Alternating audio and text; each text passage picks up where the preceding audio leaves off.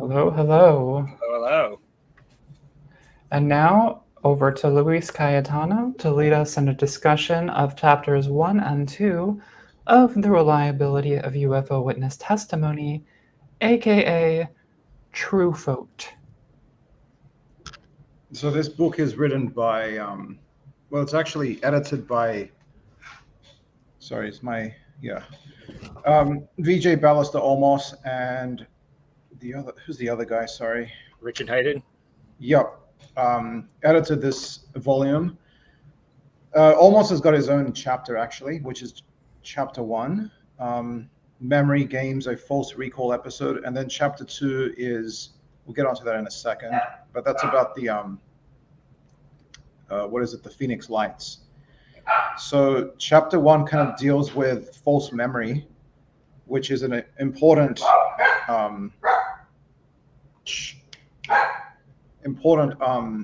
thing in ufology, an important problem. So he deals with a case in Spain. He was contacted in 2014 by a gentleman who actually now works in the military, but he was relaying a experience he had 20 decades ago. He wasn't sure initially when it happened. Probably he was referring to a case that happened in, I think it was 1993, but it was resolved as a weather balloon, apparently, a colorfully lit weather balloon.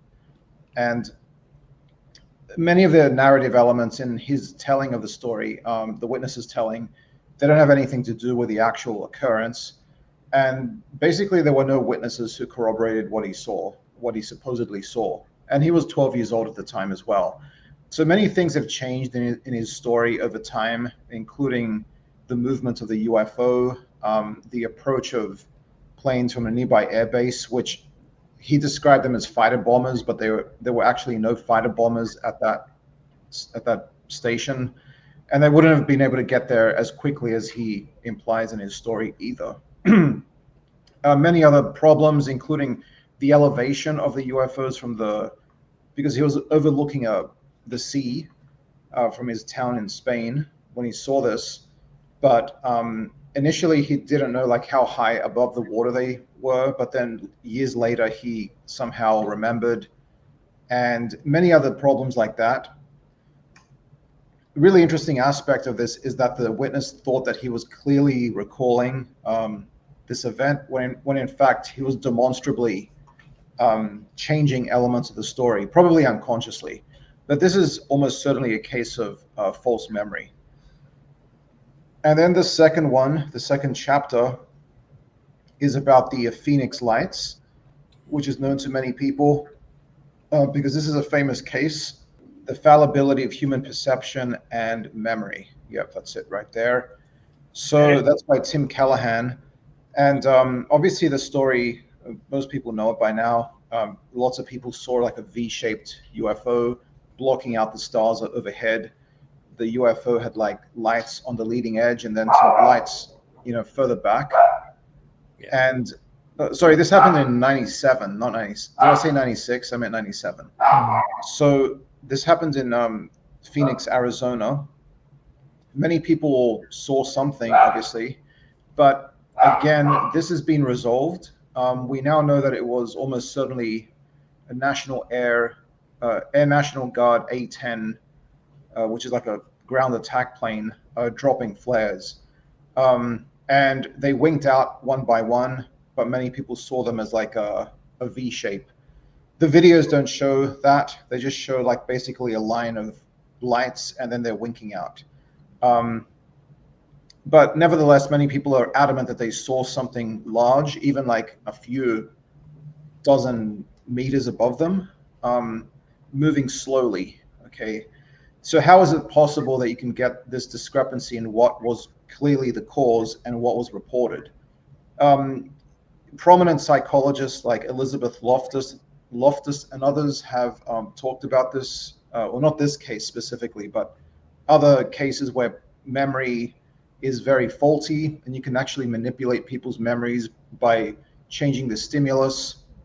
People can fill in details or leave out other details if you get them to focus on something else. So all those sorts of things attest to the fallibility of memory and how it's not like a video recorder. It's more like a story that evolves over time.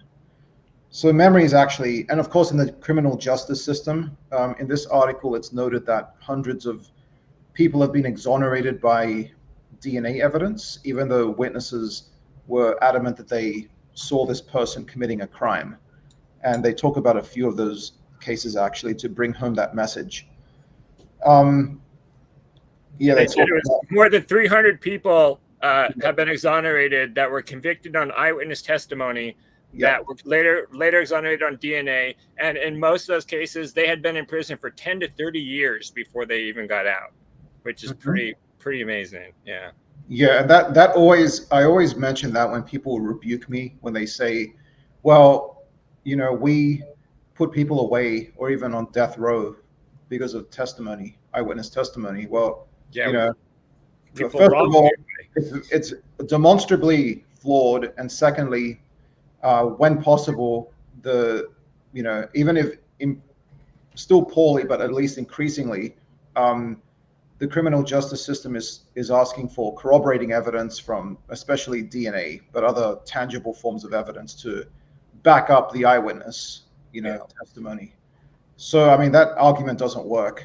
When people are trying to elevate eyewitness testimonies as sort of, definitive proof. So, even courts now, even courts have started to recognize eyewitness testimony isn't as reliable as it used to be. So, it's not as a major player as it used to be, because now that we know more about memory science and how this stuff works, like courts don't put as much, into that. But the fact of the matter also is, when people use that analogy, is that at least in cases of courts like murder, you still had physical evidence. You had a dead body. You had a crime that was committed. Like, you didn't put somebody away for murder just based on like me saying, hey, that guy killed someone, but there's no body, there's no murder, there's nothing. Like, there's still evidence. Otherwise, all of the rap artists would be in jail. Yeah, exactly. So, anything to add to that? So I think I just sort of gave a broad brush overview of those two chapters, which I highly recommend everybody read. This book itself is over 700 pages long, so it's a bit of a monster, but I've read about a third or so of it so far. But if you only read a couple chapters at a time, for example, like that Phoenix Lights chapter, it's only like 4 pages or something, 4 or 5 pages. Yeah. Like, to be honest, I literally read it during the show. So it's not that long. And they mentioned some of those studies that Loftus had done, like with a car accident. And I've actually brought up this example, I believe, in the show, and how people will know an accident happened, but as far as the actual details, like the color of the car or like the speed or like these things, like they don't get those details right. And there's actually a video you can find on YouTube. I'll try and find a link and share it on the Discord on Twitter, where they actually show her doing those studies. They show Loftus doing that study with the cars and the accidents, and they get a group of people out and they have the cars hit each other and they do the study. You can actually watch them doing the study. And she also mentions the gorilla, the famous gorilla kind of in a ball game study, which represents inattentional blindness. Like, so when you're really focusing on something, like, for example, if your sports team wears a certain color, like, you're ignoring other stuff going on in the scene. And so a gorilla can be running around the ball game and you completely miss that the guy was there because you're inattentionally blind to it. And it sort of relates to some of these kind of mass epidemics, like these windshield pitting epidemics, where people thought like their windshields were being damaged in like this mass epidemic of like windshields being damaged. But it turns out it was really just like these dents were always in the car. People just never noticed them. And so, like, you can have things that are always there, and because they're always present, you also don't notice them. It's not till somebody brings your attention to it that you actually see that it's actually there.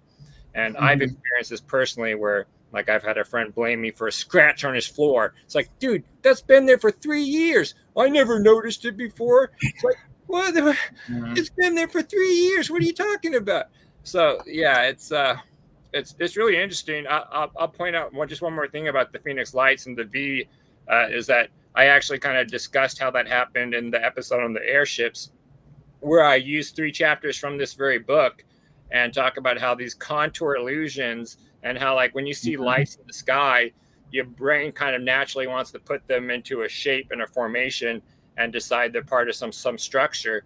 And so you end up believing like it's blocking out things, when it's not blocking out anything. It's just there's nothing there, and it's just lights that any 3 points is a triangle basically, and your brain, through contour illusions and edge effects and contrast illusions, creates like objects, like dark black objects, out of what's really just a few points of light in the sky. And that's essentially what happened in Phoenix, Arizona. And I'll point out the famous video, that is the flares, is identical to what I had seen personally over Area 51 when they did a flare drop. It looked pretty darn identical to the more recent 29 Palms case. That was just another flare drop. But people have a tendency to see these bright lights and put a structure to them and think it's something more than it really is. So, yeah, and also the fact that many people probably didn't even know what these flares would look like. They just assume that they would drop. So, like, if you don't know what the proper assumptions are for a phenomenon or a stimulus, you're going to misinterpret that, and your brain's going to go to something else. And elsewhere in the book, actually, not this author, but somebody else, gives a sort of evolutionary psychology type of explanation for UFOs, that humans, when they see something which is kind of out of the ordinary, they will reference that in terms of what they do know. So in this case, it might be spaceships. Like, they see something out of the ordinary in their experience, their brain kind of goes to something which is they've encountered before in the media, in this case, because that's what we're living in, is in a media information environment. Yeah, we interpret and frame things kind of in the stuff we're used to, the context and like the culture that we come from, which could, like I say, explain why you see people saw airships, around the turn of the century. Then they started to see, metallic kind of craft. It kind of seems to follow the development of our own technology, and because we have a tendency to interpret and see things in that way. So it's yeah. Another point that was brought up in the chapter was specifically about Mitch Stanley, who was a witness who specifically actually looked at the lights in Scottsdale through a telescope and said that he saw airplanes. So I think this was, it was. I don't remember the whole timeline of the Phoenix Lights case, but I think that he was seeing at a different vantage and possibly at a little bit of a different time from the main witnesses, what they saw that was videotaped. Yeah. But yeah, like Louise said, like a lot of people, they don't see how like something like that could form the structures that they see. And you see that a lot also, like even just like Chinese lanterns, people like, well, how can that's like a triangle of lights. How can Chinese lanterns create a formation like that? Like, but the thing is like even with things that are just floating in the wind, like flares or Chinese lanterns, like they do occasionally end up in certain formations. And like I say, any 3 points is a triangle. Like it's not real. That's not really a particular formation per se. And in the case of flares, the way they are dropped as they fly by, they fall down in that kind of like arched pattern as they float down to the ground. Unless there's like obscene winds blowing them in every which weird direction, they kind of do fall in a line like that. That seems like there's some sort of structure there, but that's just how they fall. Yeah. I also kind of just want to talk a little bit about the introduction, because it contains some really interesting stuff in it as well. And the introduction and forward, which I'm confusing now, but they also talk about the possible connection between abduction narratives and sadomasochism, which is really fascinating. And also, they talk about something called alien encounter disorder, which I'm really interested in learning more about this. How do I get that? Alien encounter disorder. Yeah, so it importantly differs from sleep paralysis or the common bedtime occurrences of visitation episodes, as it manifests in the waking state at times when the subject is engaged in ordinary activities. I think that's pretty remarkable, and so I'm really curious. I'd never heard that phrase before, so I think it might be something that Bioster almost came up with. I'm not sure. Performs idiotic behavior, and then so they just like come down here to act a fool and then leave and leave you confused, like why they're doing this crazy nonsense. I mean, that's you got these high strangeness cases, like like the pancake case that like in a way makes no sense whatsoever, like for any form of advanced being to do. So yeah, alien encounter. Well, Jacques Vallée's got his explanation for that, which is that they're trying to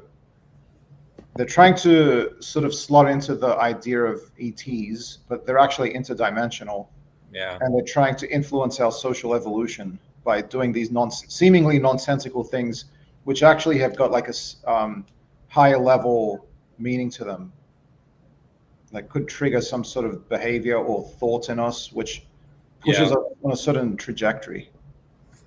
The meta idea. This is not all.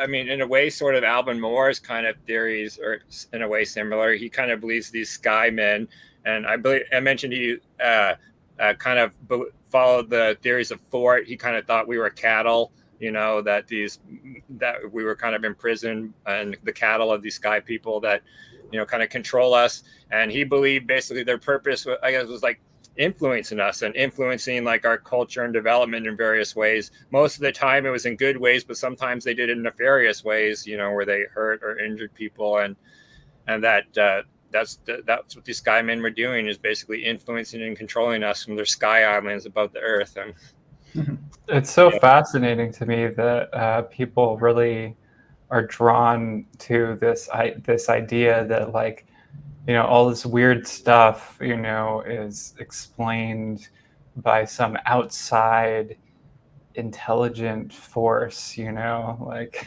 the archons from the planet Saturn are projecting their thoughts onto us. No. Yeah, it's I don't mean that in a mean way, I just mean it's just really fascinating to me because I feel like. Well, and then you have the distortion theory, like Jose, I don't know if I pronounced his name right, Cuervaca or whatever, his distortion theory, where it's in a way, it sounds sort of like ballets, where there's these things that are kind of controlling or influencing us. But the reason why our experiences are so weird is because we're not really having that experience. That's almost kind of like a distorted dream that's being kind of put in our head that we also kind of create ourselves using our own cultural influences and knowledge and memories. So we kind of create these weird events on our own. And so it's not really what happened. It's just what you remember, almost like kind of like a screen memory. So it's, it's in a way, to me, it seems a little woo. It seems like a way to like explain away cases in a way that you can never actually prove. But I think it might go back to that like hyperactive agency thing, but I don't really know. But I just find it interesting because to my mind, which I don't know, I guess I'm lame. I'm for being skeptical in this particular way, but that to my mind, like it seems like any sort of theory like that's going to involve NHI, there's going to be a more parsimonious option there that doesn't involve NHI. Like, for example, with this distortion theory that you were just talking about, it's like, so if you're using your own mind and your own cultural conceptions to create part of this experience, wouldn't it be more parsimonious to say that you created the entire experience? Yeah, you would think. I think one of the reasons disagree with me though if they want. I think one of the reasons they come up with these theories though, like Valet and whatnot, is because, like I say, these encounters make no sense for advanced extraterrestrial intelligences. So you've got to come up with some other kind of explanation to justify the nonsensical nature of these encounters. And so why not appeal to some abstract interdimensional or outer worldly force that's not alien, but that is influencing and manipulating us in some way. Yeah, which if you think about it though, it's like, so if something is really weird and arbitrary, then maybe like the explanation is just weird and arbitrary, so we don't have to like come up with this whole like systematic explanation of like unseen forces or something, right? Yeah, that's just how I see it. It reminds me of something I was going to mention about the Moore case, or more specifically that St. Lawrence fragment case, the Ottawa big piece of metal, and how it relates to how people like, and this is a point, I'll give credit to Chris Witowski for making his blog, about how these UFO debris, everybody in the UFO field is always arguing for the government to analyze them. They want the government to take things seriously. They want them to analyze these UFO debris. But then when the results come back, like with the recent TTSA sample of Art's parts, or any of these other debris, and they come back, mundane terrestrial slag, they refuse to accept those answers from the government. They fought so hard to be taken seriously, but then when the government spends the time, money, and effort to look at something for them, they then refuse to accept those answers. And it's really interesting how he did it in this St. Lawrence case, because when they got these results back from CADRA, the Canadian government people that analyze the samples and whatnot, they kind of refused to believe these own scientific results and that determined it was basic slag. And they come up with this fantastical explanation for it. And their explanation is that, well, in our 3D reality, this material may just be boring slag that makes no sense to us, but we don't understand the 4-dimensional alien science and extending out into the ultimate reality of the third twister quadrature of alien science, whatever nonsense he explains. Like that slag, that garbage in our world could be part of an advanced alien spaceship in this 4-dimensional science of his. And it's like, okay, so why do you even care if they analyze it in the first place? If you're just going to ignore the results and come up with your own loony theory like that can't ever be proven, why do you guys even care if the government analyzes or looks at this stuff? That sort of got parallels with an aspect of the contactee mythos. Some of them said, for example, that the Nordics, they came from Venus or Saturn. Yeah. Right. But then, like when the Venera space probes landed on the surface of Venus, it showed that it was like a, 900-degree Fahrenheit hellscape. Nothing could live on that. And then, then the contactee people say, well, that's just like on our vibrational frequency. Yeah. There is actually like a luscious civilization living there. We just can't see it. Or Valiant Thor comes from Venus, but he lived inside the planet, and it's not actually as hot there. Yeah, they had all sorts of crazy theories that they can justify why what they believe contradicts the scientific evidence. And like I say, make no mistake, like Wilbert Smith's little group up there in Ottawa was a contactee group. They believed heavily in contacteeism and like mediumship, and that's where they got a lot of the information. They were obsessed with Nikola Tesla and regularly channeled messages from him and put it in, their publication topside. So yeah, it's just weird how even those people will, claim they want investigation, but then when they get it, just appeal to some fantastical theory as to why the scientific results don't match with their version of science. One other thing from the introduction, this is a little breakdown of the book in terms of where the authors and the papers came from, as well as the fields that the papers are that the authors are from, I believe.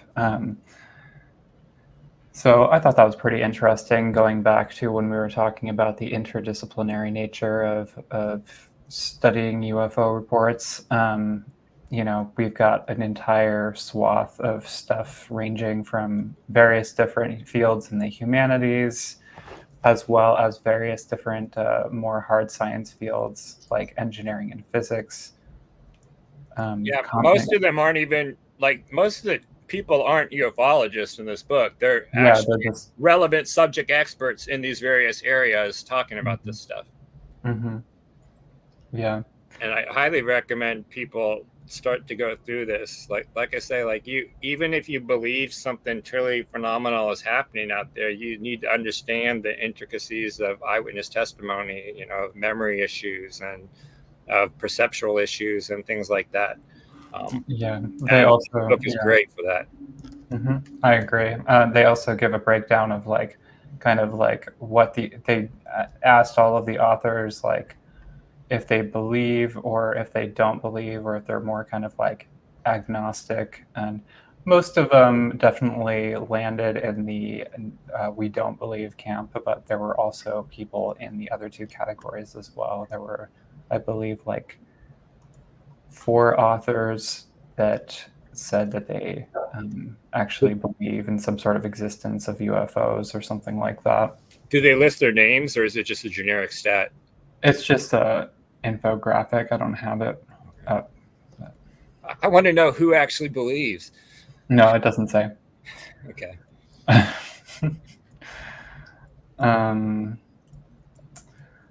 Yeah. Was there anything that you wanted to add, Luis? Yeah, I would also want to know who believes, because it seems to me that sometimes you can have like really kind of skeptical people believing something which is seemingly fantastical, and for like reasons which are reminiscent of faith. Like they even admit like I don't have evidence, but I still believe, Yep. right? So it's like an article of faith. But I'm not saying that these people necessarily are doing that, but I just find that interesting. Yeah, and I mean, I don't personally just reject faith entirely. Personally, like, and when it comes to, you know, personal beliefs and stuff like that, I think sometimes faith can be functional and useful. It's just it's really easy to cross the line into like kind of toxic faith. Mm-hmm. I'll just say I mentioned in the past how like a lot of the researchers I know, a lot of the older veteran researchers, and like even like some of the people involved in this book here, they I would say that they do believe something unusual is happening per se, but that they would be considered skeptics by most of the UFO community because they do take a more critical approach to things. Like I think even Eddie Ballard, who has a chapter or so in this, has been called a skeptic and a debunker on Twitter, and it's like no, he's just a folklorist. Like it's like his like approach, and like so many people think that if you show an interest in these topics like eyewitness testimony and approaching this topic more critically, that means you just think there's nothing to it, but that's just not really the case. I actually find a lot of the people more involved in this topic tend to be some of the more skeptical people, at least when it comes to a case-by-case basis. They just might perhaps have a wider belief that there's something there that keeps them going. But on a case-by-case basis, they can be just as skeptical as any skeptic you run across. So, and talking about Phoenix Lights, Eddie Ballard, I believe one of his chapters is on the Phoenix Lights, or he mentions the Phoenix Lights in this book. And I believe he mentions he doesn't think it's a UFO case. There's a couple of cases that are famous classic cases that he's said that he doesn't believe have anything to do with UFOs, that aren't UFO cases. Yeah, but Bullard is kind of a believer though too. Yeah, because he like in Myth and Mystery of UFOs, he talks about that. Yeah. But I mean, he's pretty conservative when it comes to belief, but I think he does believe in UFOs. Yeah.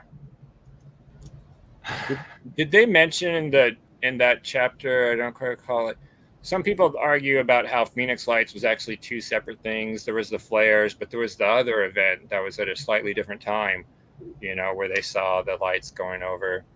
I think they did talk about that a little bit, but like they didn't really go into it. Was a really brief overview of it. Yeah. I don't remember. They also mentioned, by the way, important aspect, how people would often tell their stories months after the event, including this family, and their account really became like an integral canonical, story within this mythos, and that this kind of starts to coordinate other people's perceptions and memories, and then people sort of integrate their memories into like a collective narrative. So that's something else, which is, to rebuke people who say that when you have multiple witnesses, that this means that it must have happened. Well, that's, not true at all. I mean, experimental evidence from clinical psychology brings that out as well. But there was a kind of a movement, I felt like, I'm not sorry to interrupt you, but it feels almost like there was a movement around the Phoenix Lights. Like you had, what's her name? Lynn Kitai, I believe. Yeah, Kitai.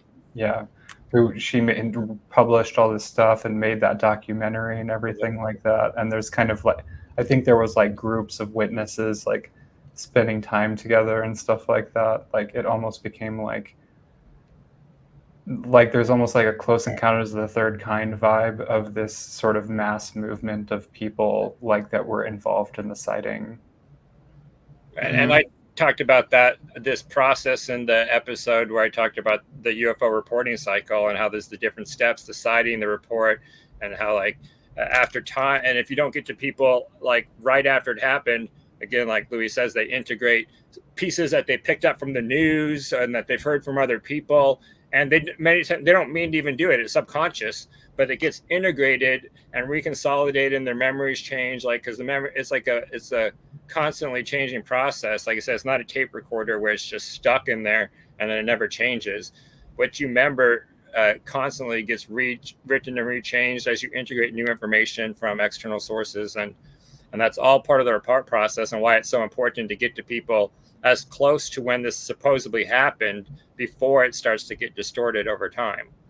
And many times with those multiple witnesses, like you say, they didn't all come out simultaneously. Like the story came out and then other people came out. You're like, oh yeah, I think I saw that too. And in many cases, people are just thinking back, like somebody saw something that night. I saw something I thought was weird that night. I think I saw the same thing. And all of a sudden they saw the same thing. And what they saw could have just been, a plane or whatever that had nothing to do with even the event. And so, yeah, you got to be very careful. You've got to kind of like timeline out when these witnesses came about and when they were investigated, when they, gave their interviews. And if you look at it, you can even see how it changes, as Jenny Randall did in that article. She saw how that person's story changed from when she first interviewed them after it happened to after they had been interviewed by the media and the UFO group, and how that sighting of Venus turned into a potential abduction and landing next to their house after it had gone through the media and UFO investigators got a hold of them. So you got to be very careful about that kind of stuff, because a lot of what we end up hearing isn't even like the way the story originally was. Yeah, and Fife Symington, he did that thing where he's like kind of like publicly making fun of it at that press conference, and then he later came out to admit that he also had an experience. Yeah. But, it's like, if you think about it, though, like, because most people would look at that and be like, oh, that makes Fife Symington, like, more reliable. But in reality, though, he's being also affected by this, delayed reporting, right? Like he could have very easily distorted his own memory of what happened during that period of time, Or he just decided to jump on the bandwagon for publicity. That's true. He could have been doing it for political reasons. And that was the only thing I was going to say. Did you want to add anything, Luis? Personally, I found that funny when he brought out the alien on the stage. I think it's done. So many people in ufology get so mad about stuff like that. Like, how dare he ridicule the UFO topic? Like, I think people take this too seriously. I think we need to be able to laugh at ourselves. Like, I thought that was kind of funny. Like, I don't care when people do jokes like that. But so many people in this community get so angry when they see stuff like that. They're just ridiculing everything. And it's like, oh, guys, come on. Have a laugh. That's like the John Oliver segment that he recently did earlier this year. Some people will upset with it because, but he's a comedian. He's supposed to be funny. You're supposed to be able to like laugh at yourself and, make jokes with yourself. Yeah. And I mean, he could have done like, he was so like moderate with that too. Yeah. Like he could have been so much more critical of the disclosure movement, and he totally Yeah, I wasn't. thought it was very fair, actually. Yeah. Like, yeah. So. Right. All right. Is there anything else anyone wanted to add before I go to the conclusion? Nope. Just one thing that Mhm. V.J. Ballister Olmos himself says in the first chapter, when he studies the case that was brought to him, that there's no such thing anymore as a UFO virgin. When we're thinking Right. about witnesses who don't know anything about UFOs, they don't exist anymore because it's just everywhere. Like the idea of UFOs, aliens, and all that, it's in movies, books, etc. So we've all been contaminated to an extent. Mm-hmm. Absolutely, I totally agree. I'm just waiting for the new Gods Must Be Crazy. They need to make a new Gods Must Be Crazy movie, and instead of an airplane, it's a UFO, and all the natives are like, "Oh yeah, we've seen that before. We watched Close Encounters, a couple years ago." Mm-hmm. All right.